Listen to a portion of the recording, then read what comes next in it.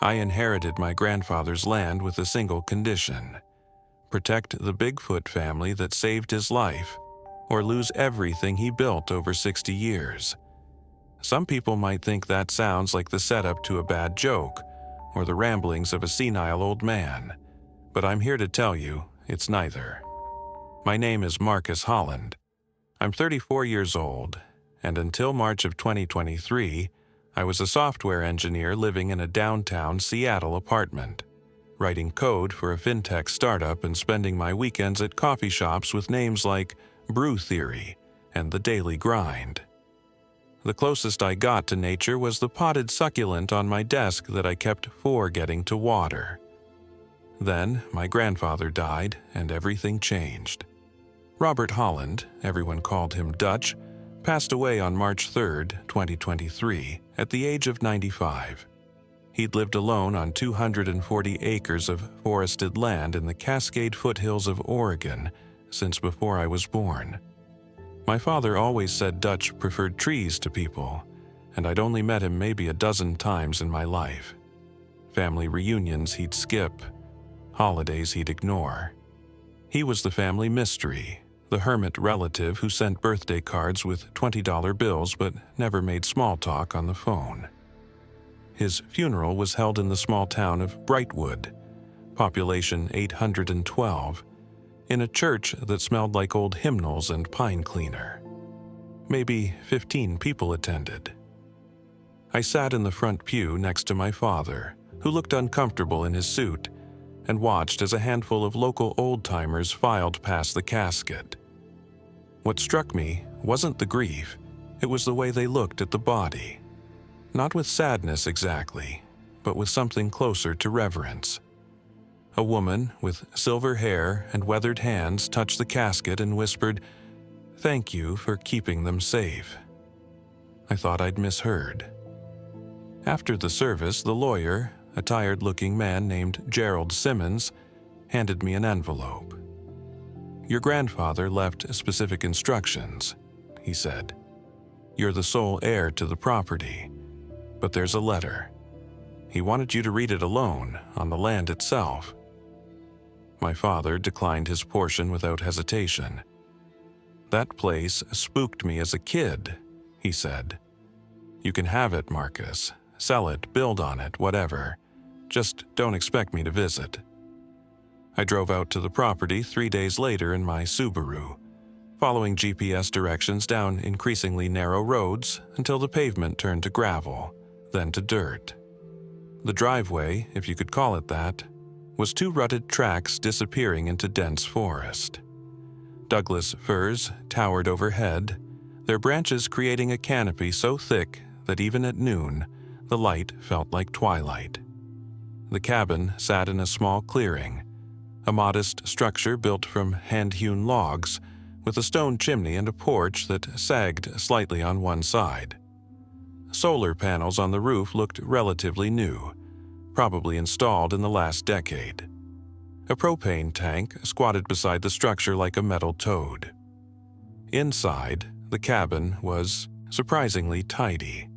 One main room with a wood stove, a kitchenette, a worn leather chair positioned near a window overlooking the forest. A loft, accessible by a ladder, held a bed with a faded quilt. Everything was clean but dusty, as if Dutch had known he wouldn't be coming back. I set my overnight bag on the floor and pulled out the sealed envelope. The paper was thick, expensive. Dutch's handwriting covered 3 pages in blue ink, neat but slightly shaky in places. I sat in his chair and began to read. "Marcus, if you're reading this, I'm gone. I need you to understand something that will sound impossible. In 1963, I was logging alone on the north boundary of this property. I made a mistake with a widowmaker, a dead tree that fell wrong. Pinned my left leg, crushed it from knee to ankle. I was 6 miles from the cabin with no radio. I should have died out there, but I didn't. Something found me, something big. At first, I thought I was hallucinating from the pain, but then it dragged me. Carefully, deliberately, like it understood I was injured.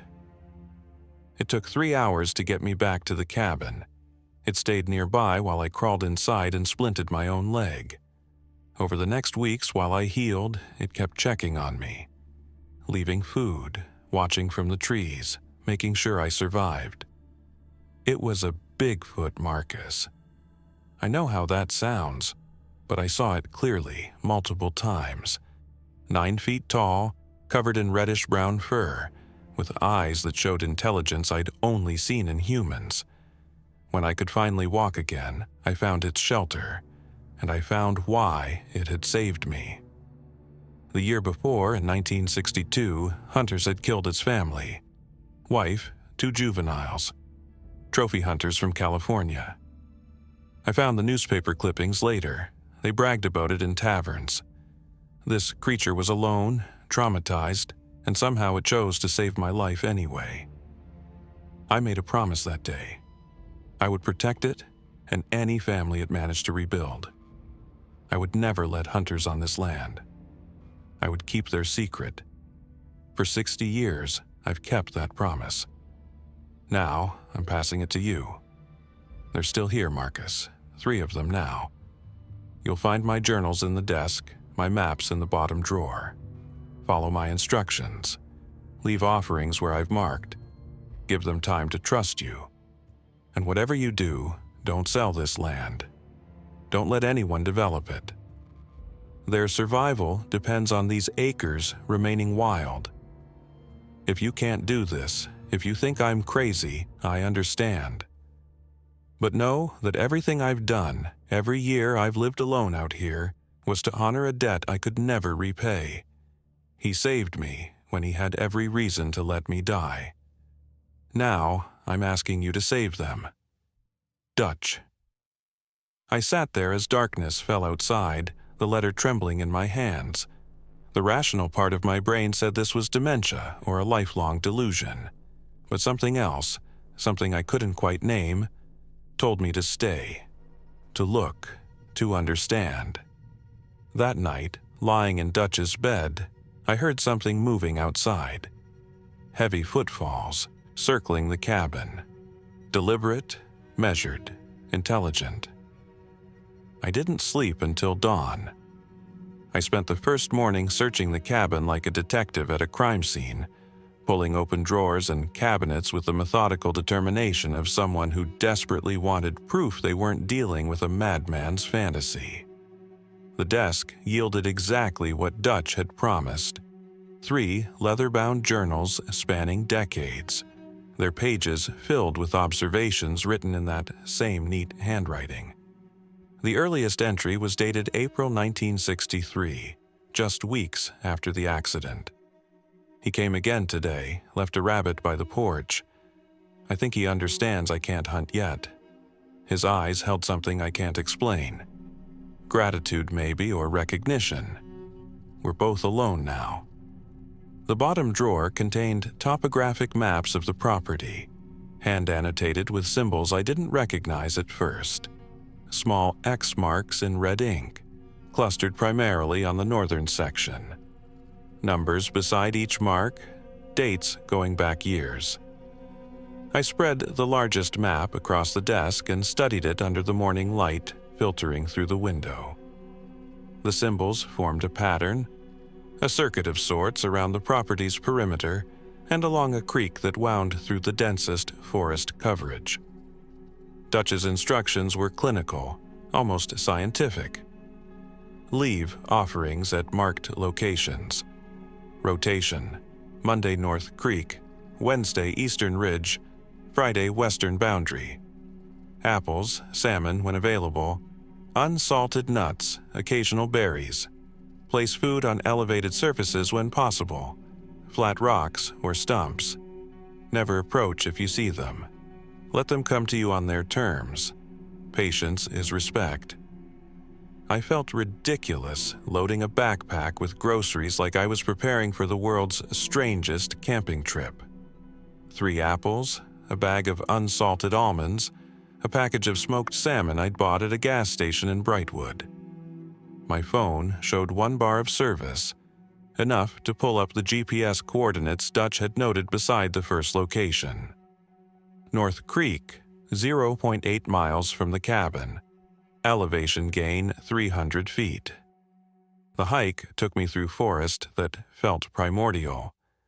Massive Douglas firs, some easily 6 feet in diameter, rose like pillars supporting a ceiling of interlocking branches. Sword ferns carpeted the understory, their fronds brushing wet against my jeans. The air smelled of decomposition and growth simultaneously, that distinctive Pacific Northwest perfume of rot-feeding renewal.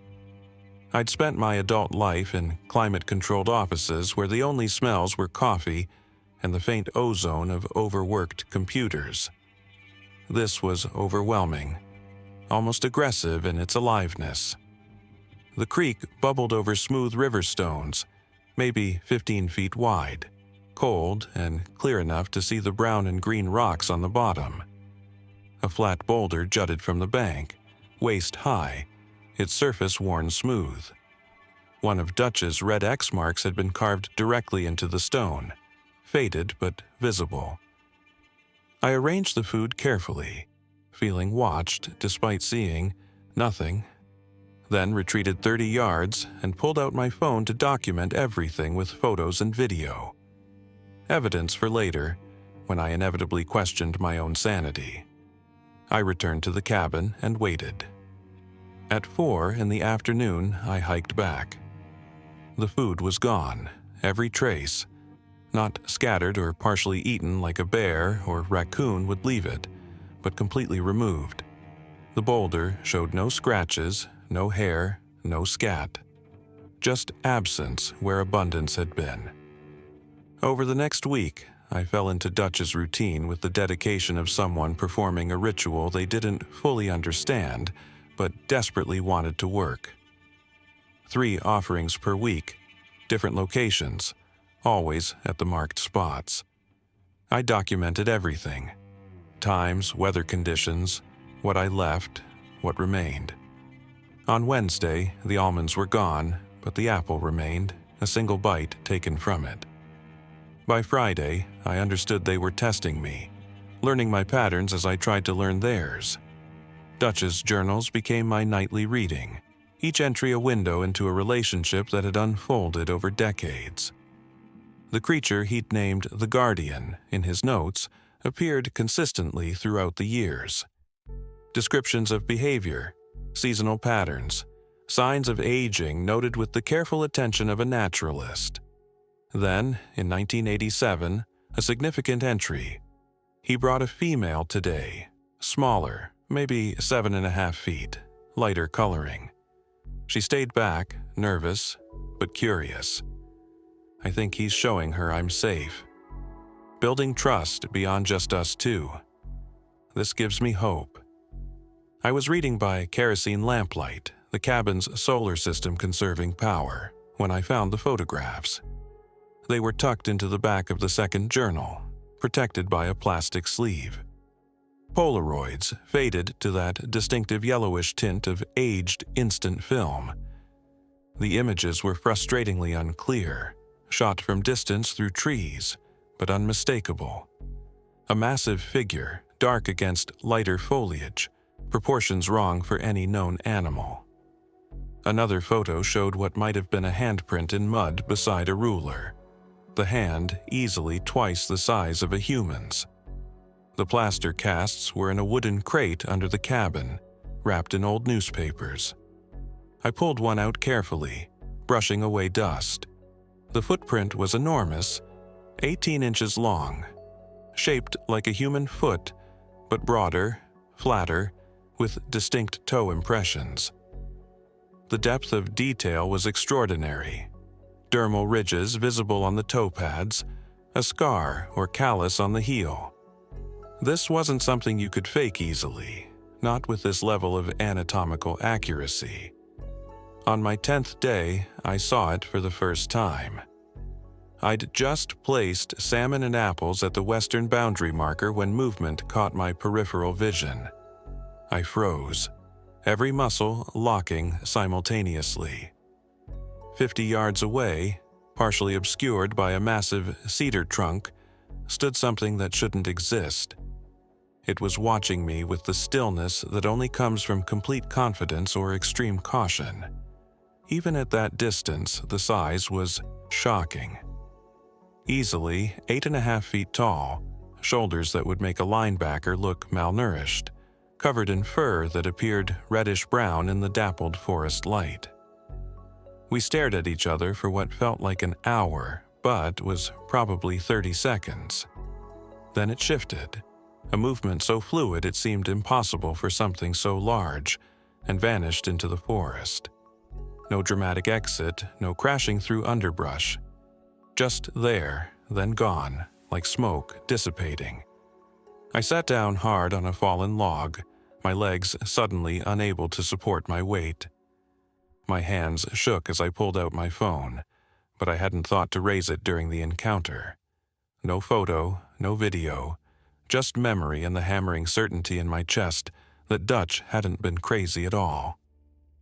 That night, I called my boss and requested an extended leave of absence. "Family emergency," I said, "estate complications." He sounded annoyed, but agreed to 2 months. I barely heard his response. I was already planning tomorrow's offering, already wondering if it would come closer next time, already understanding that I wasn't leaving anytime soon. 2 months became 3, then 4. My boss stopped returning my calls around week 10, and I stopped caring around week 11. The Seattle apartment felt like something from another person's life, a memory belonging to someone I used to be. Out here, time moved differently. Not slower exactly, but more deliberately. I measured days by offerings left and accepted, by subtle changes in how close the creature would approach, by the slow dance of trust that couldn't be rushed. Dutch's teaching notes were tucked into the third journal, written like field instructions for someone he knew would eventually need them. Never make direct eye contact for more than a few seconds. It reads as challenge or threat. Keep hands visible and away from pockets or bags until they understand you're not armed. Sit when possible. Height matters to them. Sitting shows you're not preparing to chase or attack. Speak softly if you speak at all. Tone matters more than words. They read intention through voice. I followed every rule like scripture. By late June, the creature I'd started thinking of as the Guardian, borrowing Dutch's name for him, began staying visible when I arrived at offering sites. He'd watch from 30 yards while I arranged food, his massive head tilting slightly when I spoke in what I hoped was a reassuring tone. "Just here to keep the promise," I'd say. "Your choice whether to trust me or not." The breakthrough came on a morning thick with fog that turned the forest into something from a dream. I'd hiked to the North Creek location carrying fresh rainbow trout I'd caught at dawn from the Salmon River. I placed them on the boulder and, instead of retreating, sat down on the bank about 15 feet away. The dampness soaked through my jeans immediately, but I didn't move. Just sat there, hands visible on my knees, looking at the creek instead of the tree line. I heard him before I saw him. Footfalls so heavy I felt them through the ground, a subtle tremor with each step. He emerged from the fog like something materialized from smoke itself. 9 feet tall, I could see now that he was closer than he'd ever been. His fur was thick and shaggy, darker on the shoulders and head, lighter reddish-brown on the chest and arms. The face was both human and not. A broad, flat nose, heavy brow ridge, lips more pronounced than a gorilla's but less than a person's. And the eyes. Dark, intelligent, evaluating. We sat there in the fog, 20 feet apart, while the creek provided the only sound between us. He was breathing heavily, his massive chest rising and falling. I could see the individual hairs on his arms, thick as wire, and the way water droplets clung to them from the mist. His hands were extraordinary, fingers long and thick with what looked like nails rather than claws. Human hands scaled up to something enormous. Very slowly, moving like I was underwater, I reached into my jacket and pulled out an apple. I held it up so he could see it clearly, then placed it on the ground halfway between us. His head tilted again, that gesture I'd come to recognize as consideration or curiosity. I sat back, hands on my knees, waiting. 5 minutes passed, maybe 10. Then he moved forward, 3 careful steps that brought him within 10 feet of me. He could reach me easily from there if he wanted. Instead, he stopped, crouched down with surprising grace for something so large, and picked up the apple. He didn't eat it immediately. First, he examined it, turning it in his enormous hands, bringing it to his nose. Then he looked directly at me, and I understood he was making a decision. He reached behind himself and pulled something from the undergrowth where he'd been standing. A river stone, smooth and oval, about the size of my palm, with unusual banding of white and gray. He placed it carefully where the apple had been, then stepped back. The message was clear: exchange, reciprocity. This wasn't just taking food, it was communication. "Thank you," I said, my voice cracking with emotion I hadn't expected.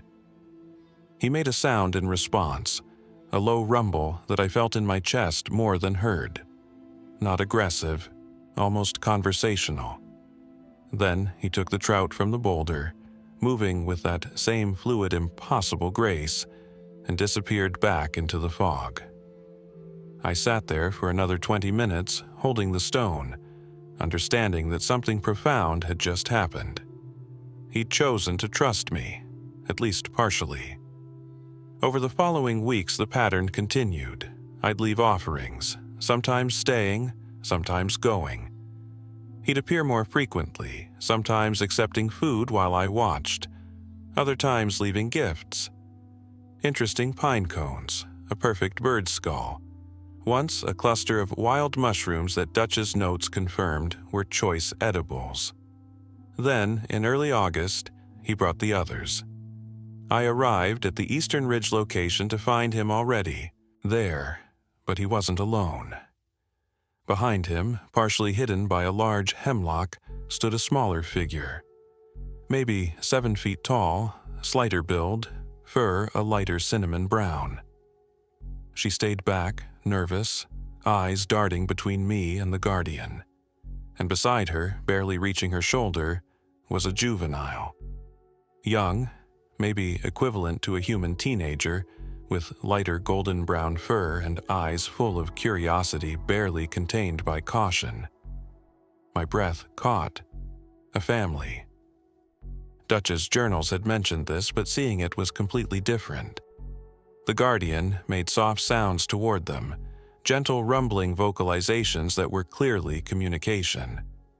The female stepped forward slightly, still cautious, but responding to his reassurance. The young one stayed close to her, watching everything with wide eyes. I did what felt right. I sat down, making myself as small and non-threatening as possible. Then I pulled out the food I'd brought more than usual and arranged it on a flat rock. Apples, smoked fish, a bag of berries I'd picked that morning. The guardian approached first, taking the fish, but instead of eating it himself, he turned and offered it to the female. She approached slowly, watching me constantly, and took it from his hands. The gesture was so clearly familial, so recognizably caring, that tears blurred my vision. The young one couldn't contain curiosity much longer. It crept forward, staying low, and snatched an apple before retreating quickly. But it didn't run far, just back to the female's side, where it ate while watching me with that same intense focus. The guardian sat down then, about 15 feet from me, and began eating an apple himself. He was showing them what I'd already learned. This human was safe. This human could be trusted. We stayed like that for almost an hour, sharing space and food in the quiet forest. When they finally left, moving together into the trees, the guardian looked back once. The expression was impossible to read completely, but I understood enough. This was his family. These were the ones Dutch had protected for 60 years, and now they were mine to protect too. I found Dutch's final entry that night, written just days before he died. Marcus, if you're reading this far, you've met them. You've felt what I felt. The weight of it, the privilege. You understand now why I never left, why I couldn't. Some promises aren't just words, they're who you become. Welcome to the family, grandson. You're the guardian now. September brought the first real autumn chill, and a visitor I hadn't expected. I was splitting firewood behind the cabin when a silver Mercedes SUV, completely out of place on the dirt road, pulled into the clearing. A man stepped out, mid-50s, expensive hiking boots that had never seen actual hiking, carrying a leather portfolio like he was walking into a boardroom instead of a forest. He smiled with too many teeth. Marcus Holland, I'm Carson Webb, Webb Development Group. He extended his hand. I shook it reflexively, my mind already calculating why a developer would drive an hour into the mountains to find me. Beautiful property. Your grandfather had quite the setup here. Must be overwhelming, inheriting all this responsibility. I'm managing fine, I said, setting down the axe but keeping myself between him and the cabin. Webb's smile never wavered. I'm sure you are. Look, I'll be direct. I represent investors interested in this area. Ecotourism, high-end wilderness retreats, that sort of thing. We'd like to make you an offer for the land. Very generous. $800,000. He said it like he was doing me a favor, like that number should make me faint with gratitude. Not interested, I said immediately. You haven't heard the full proposal. We're talking about not interested, I repeated. This land isn't for sale. Something flickered behind his eyes, irritation breaking through the professional veneer. Your grandfather was stubborn too, blocked progress in this area for decades. But times change, Marcus. You're young. You have a career in Seattle, right? Software engineering? This place is just an anchor around your neck. The fact that he knew about my job made my skin crawl. How long have you been researching me? Due diligence, Webb said smoothly. Look, think about it. I'll leave my card, but don't think too long. Development is coming to this area whether you participate or not. He placed a business card on the chopping block and drove away, leaving tire ruts in Dutch's carefully maintained clearing. I drove into Brightwood that afternoon to the tiny library housed in a converted church. The librarian, a woman in her 70s named Helen, remembered Dutch. Kept to himself mostly, but he was kind, she said. Always paid his library fines in cash. What are you looking for? Local history, I said. 1950s and 60s specifically. Anything about the forest, hunting, that sort of thing. She led me to a back room where local newspapers had been preserved on microfilm. I spent 4 hours scrolling through decades, my eyes aching from the screen, until I found what I was looking for. The Brightwood Gazette, August 1962, record bounty claimed in Sasquatch hunt. The article described a hunting party from California, 5 men who'd spent 2 weeks in the mountains and claimed to have eliminated a family of the creatures. There were photographs. My stomach turned. 3 bodies laid out like trophies.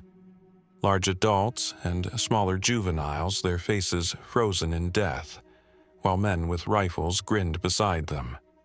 The article treated it like sport, like pest control. Local business owners hope the successful hunt will attract tourism to the area. Bounties for proof of Sasquatch remain in effect. I found more. Dozens of articles spanning the 50s and 60s. Organized hunting parties, bounties offered by merchant associations, creatures killed and displayed in town squares before government officials came to confiscate the bodies. Always the bodies disappeared. Always the official story became hoax or misidentified bear. But the photographs didn't lie. The measurements didn't lie. This had been systematic. One article mentioned an incident near the Holland property in late 1962. Despite extensive search, no additional specimens located. Area landowner refused access to hunting parties. Dutch had blocked them. He'd known what they were hunting even before his accident, and he'd refused to let them use his land as a killing ground. I returned to the cabin and reread Dutch's journals with new understanding. His 1963 accident entry took on darker meaning. I understand now why he saved me. He'd just lost everything. His mate, his children, murdered for sport and spectacle. He should have let me die, should have hated all humans. But somehow, he chose mercy. Chose to see me as different. I don't deserve that kind of grace, but I'll spend the rest of my life trying to earn it. The next afternoon, the guardian appeared at the cabin itself, something he'd never done. He was agitated, pacing at the clearing's edge, making urgent sounds. I followed him into the forest, hiking fast to keep up with his ground-covering stride. He led me to the northern boundary of the property, where new surveyor's tape hung from trees in bright orange ribbons. Fresh boot prints marked the soft earth. Someone had been here recently, marking and measuring. The guardian pointed at the tape, then at his own chest, then swept his arm toward the forest. His meaning was clear: intrusion, threat, his territory being violated. I pulled down every ribbon I could find, stuffing them in my pockets. But I knew this was just the beginning. Webb wasn't going to give up. That evening, I found something that made my blood run cold. A trail camera mounted on a tree just inside my property line, facing toward the North Creek, offering sight. It wasn't mine. I checked the model. Wireless. Uploads directly to cloud storage. Someone had been watching. I removed the memory card and disabled it, but the damage was already done. Back at the cabin, I forced myself to examine what I'd been avoiding.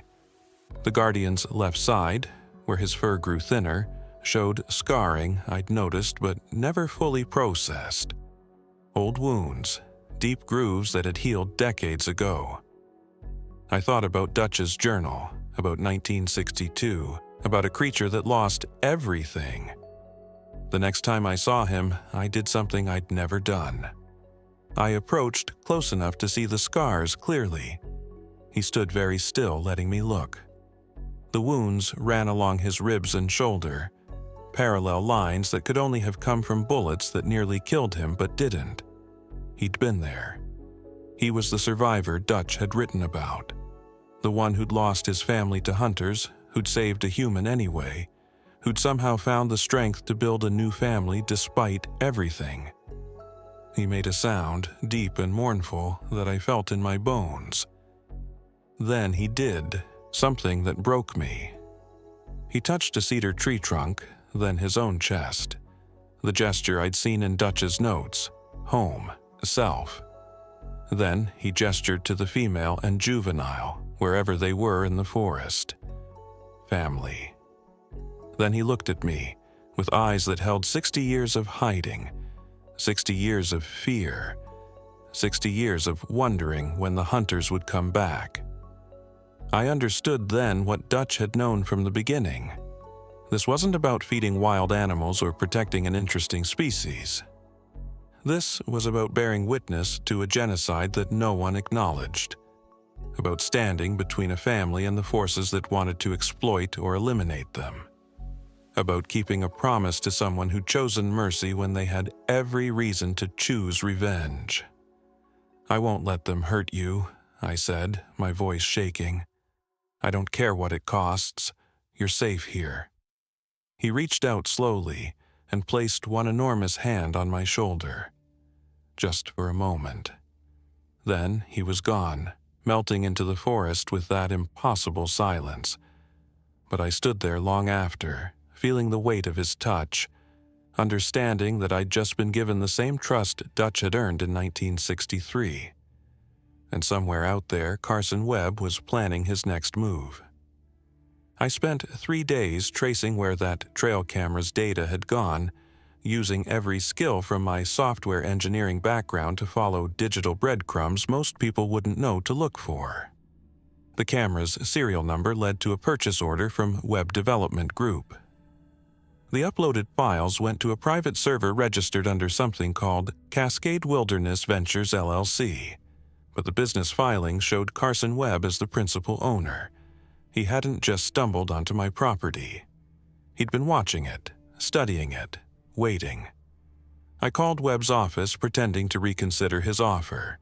His assistant scheduled a meeting for the following Tuesday at a coffee shop in Government Camp, the small ski town 20 minutes north of Brightwood. Webb arrived exactly on time, that same portfolio under his arm, that same practiced smile. "I'm glad you reconsidered," he said, ordering an espresso that cost more than my entire breakfast. "Smart decision." "Tell me about the development plans," I said, specifically. His eyes lit up. For the next 20 minutes, he described his vision with the enthusiasm of someone who'd already spent the money in his mind. High-end eco-lodges, guided wilderness experiences, unique wildlife encounter opportunities. That last phrase made my stomach clench. "We have investors very interested in the, let's call them, unusual characteristics of this area. There's a market for authentic wilderness experiences that goes beyond typical camping."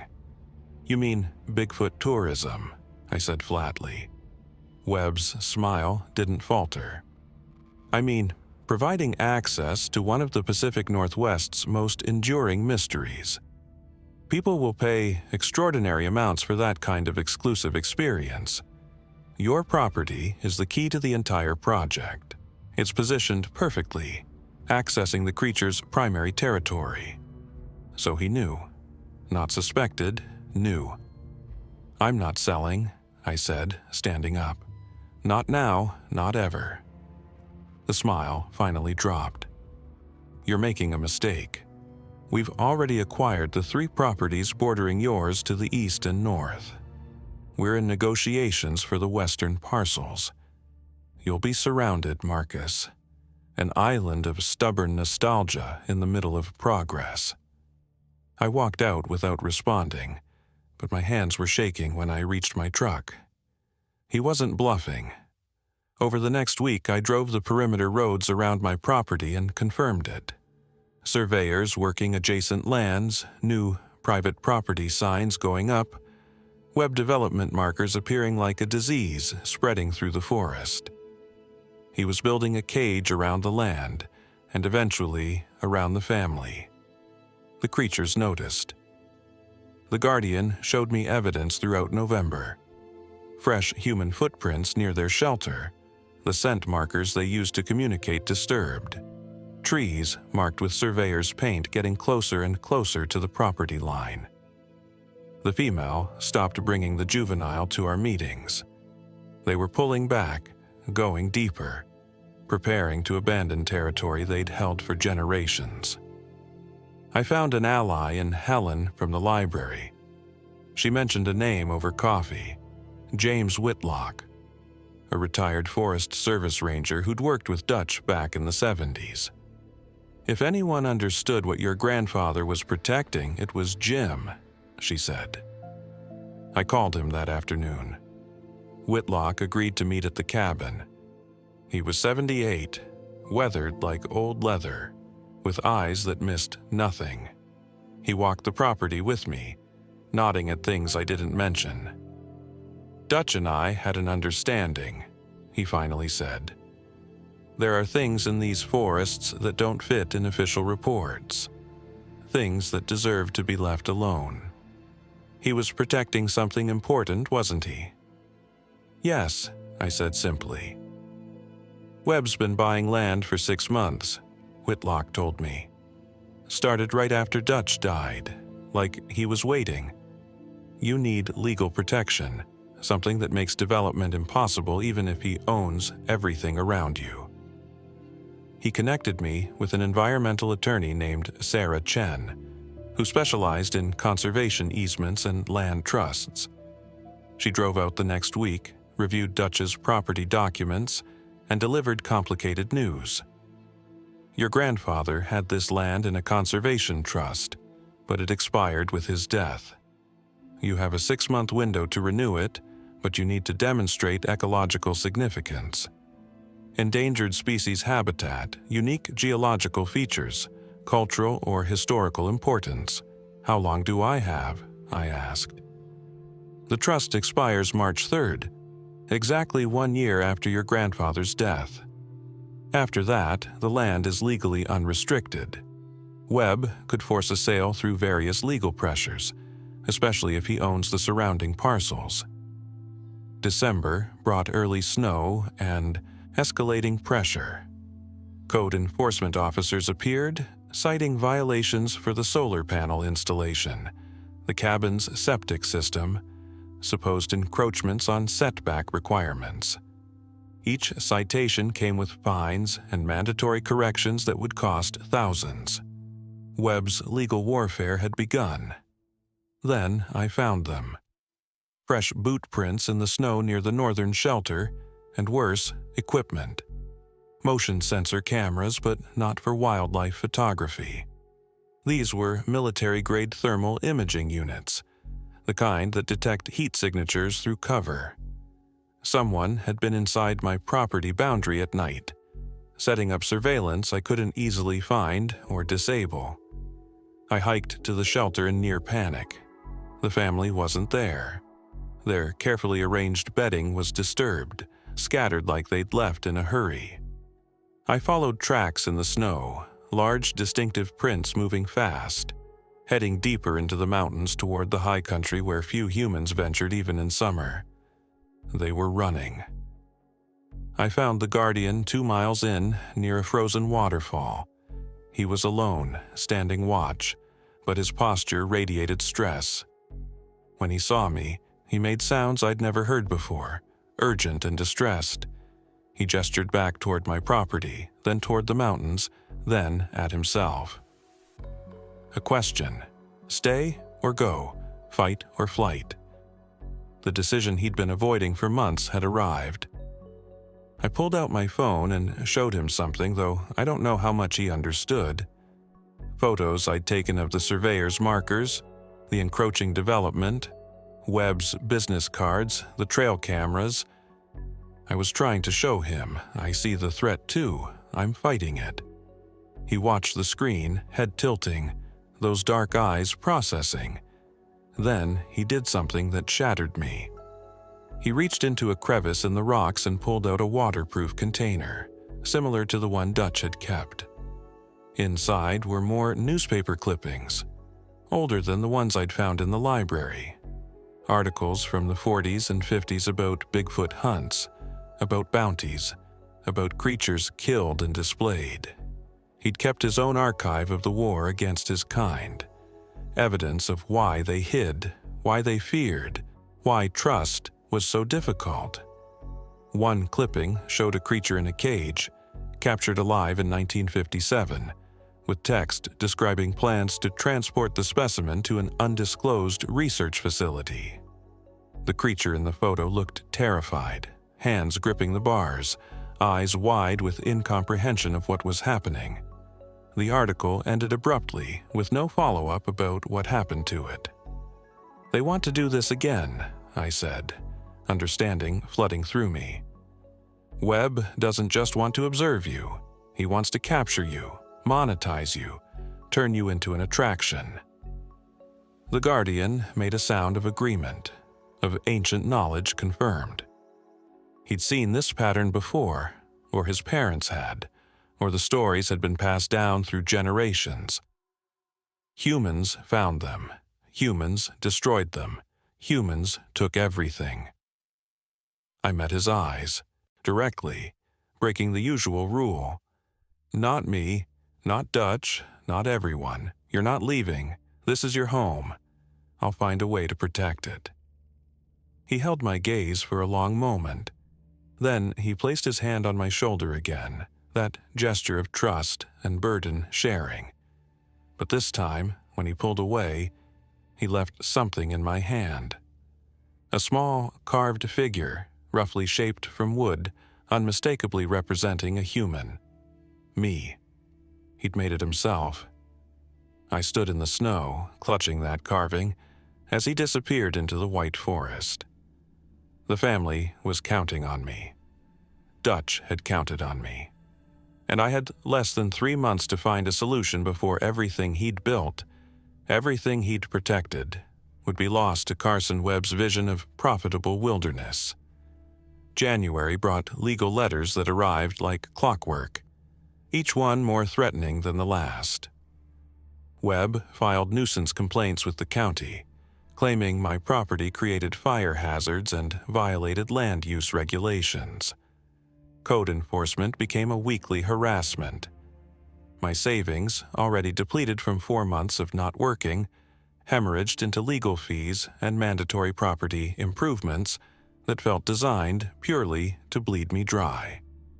Sarah Chen worked miracles on a budget I could barely afford. She filed for extensions on the Conservation Trust renewal, documented every endangered species she could find on the property. Northern spotted owls, Pacific fishers, wolverine tracks near the creek. Each discovery bought time, but not certainty. "We need something definitive," she told me during a February meeting at the cabin. "Something that makes this land legally untouchable." The answer came from an unexpected source. The Guardian showed me a cave system I'd never known existed, hidden behind a waterfall on the property's northeastern edge. Inside, the walls held markings, handprints in ochre, symbols carved into stone, evidence of habitation stretching back centuries. I photographed everything with shaking hands, understanding what I was seeing.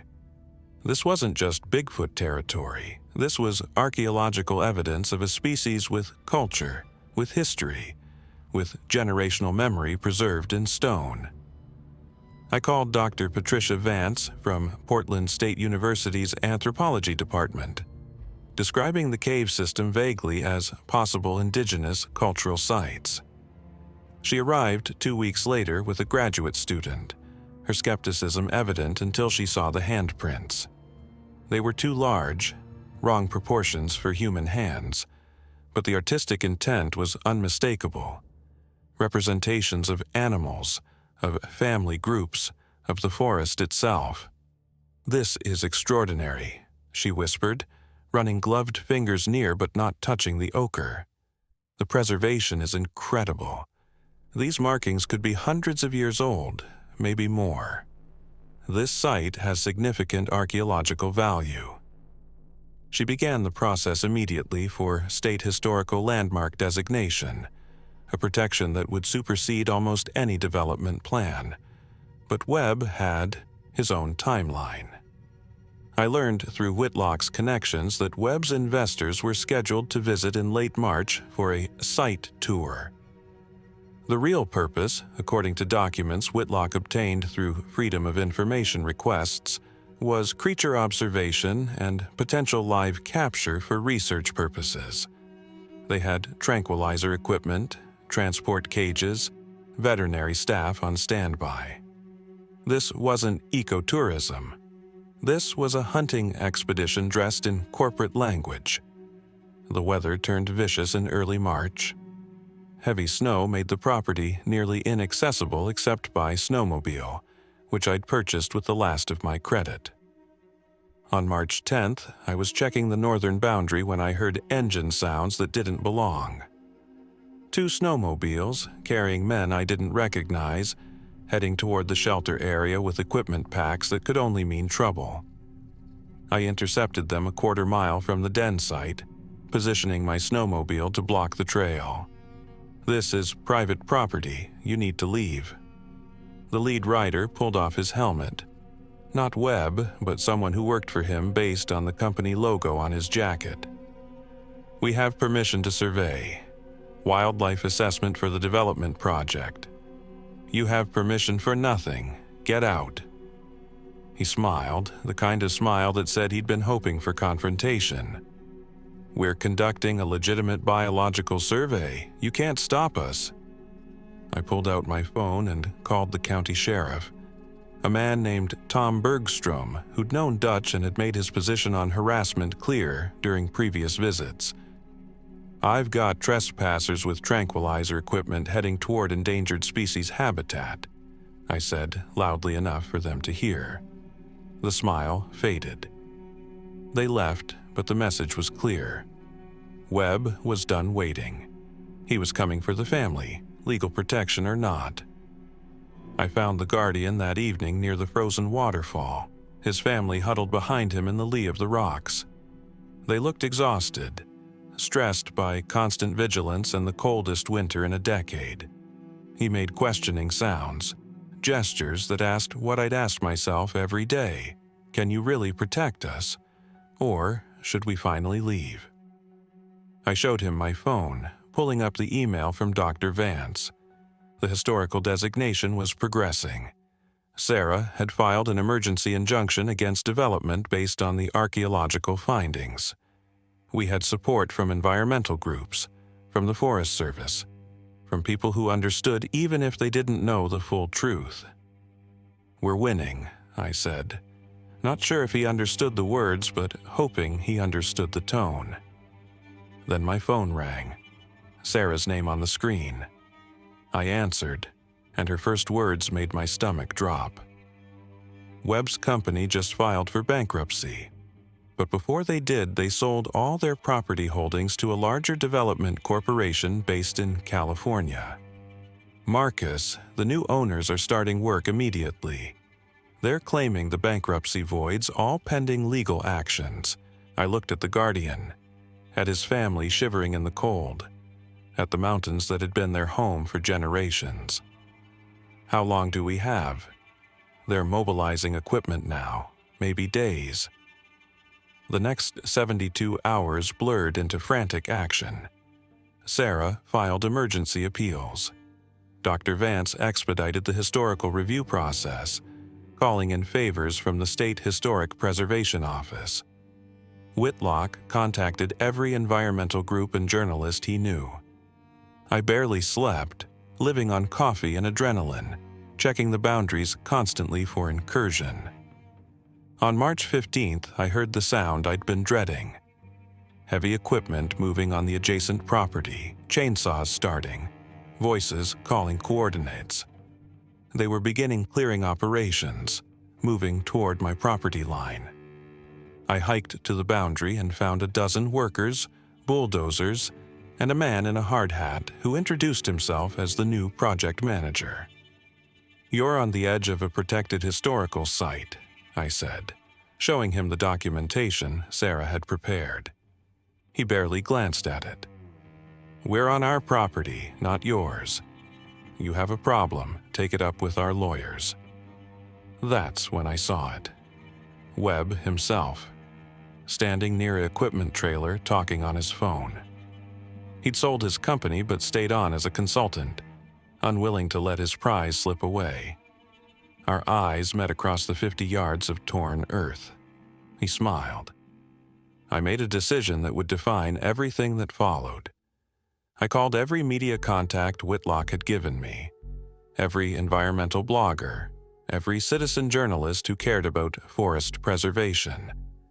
I sent coordinates, photos of the cave markings, documentation of endangered species, everything except the one truth I couldn't share. By evening, 3 news vans had arrived, forcing the work to stop as reporters asked questions about historical sites and environmental impact. The project manager was furious, but public scrutiny had accomplished what legal filings couldn't: delay. That night, Sarah called with news that made me dizzy with relief. The State Historic Preservation Office fast-tracked the designation. As of 6 p.m. today, your property and a 200-yard buffer around it are protected as a historic landmark. No development, no commercial activity, restricted access. It's done, Marcus. You won. I found the Guardian 2 days later, after the equipment had been removed and the workers had reluctantly withdrawn. The family was still cautious, still watching, but I could see the tension beginning to ease from his massive shoulders. I showed him the legal documents, the news articles, the letters from environmental groups pledging to monitor the area. Protection, at least for now. He did something I'd never seen before. He brought the female and the juvenile forward, all three of them visible together in daylight. A gesture of trust so complete it made my throat tight.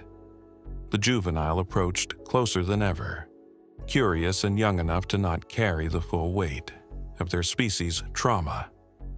The female touched a tree trunk, then her chest, then gestured to the land around us. Home. Still home. The Guardian reached into his shelter and pulled out one more item. A small leather journal, worn and water-stained. Dutch's handwriting on the cover. A journal I'd never found, one he'd given to the Guardian years ago, entrusted to him. Inside, the final entry, dated just days before Dutch died. If you're reading this, Marcus stayed. He understood. He fought. The land is protected for now, but vigilance is forever. They'll need you, just as they needed me. It won't be easy. You'll sacrifice things you thought mattered: career, money, the life you planned. But you'll gain something more valuable. You'll be part of something ancient and precious. You'll stand between extinction and survival. You'll keep a promise that transcends species, that proves not all humans are destroyers. Welcome to the family, grandson. You're the Guardian now, and they couldn't ask for better. I looked at the Guardian, at this being who'd survived genocide, who'd lost everything and somehow found the strength to trust again, who'd saved my grandfather's life when he had every reason to let him die. He placed his hand on my shoulder one final time, and I placed mine on his arm, feeling the warmth and solidity of him, the reality that most people would never believe existed. I'm staying, I told him. For as long as you need me, for as long as I'm alive, that's my promise. He made a sound, deep and resonant, that might have been gratitude or acknowledgement or simply understanding. Then the family moved back into the forest, back to their territory, back to lives lived in shadow and secrecy but also in safety. At least here, at least now. I still live on the land. It's March 2024, a year since Dutch died, a year since I learned the truth. I work remotely when I can, make barely enough to cover expenses, live simply in the cabin that's become home in ways my Seattle apartment never was. The offerings continue 3 times a week. The family thrives. Tourists and developers stay away, deterred by historical protections and local resistance. Some nights, I sit on the porch and see them moving through the trees. Shadows among shadows, safe in the darkness. And I understand what Dutch knew for 60 years. Some legacies aren't measured in money or status. They're measured in promises kept, in lives protected, in standing between those who can't defend themselves and a world that would destroy them without thought. My grandfather saved them by keeping their secret. I saved them by defending their home. And someday, when I'm gone, I hope someone else will read my journals, find my maps, and understand that the greatest privilege of my life was being trusted by beings the world pretends don't exist. That's not a burden, that's everything.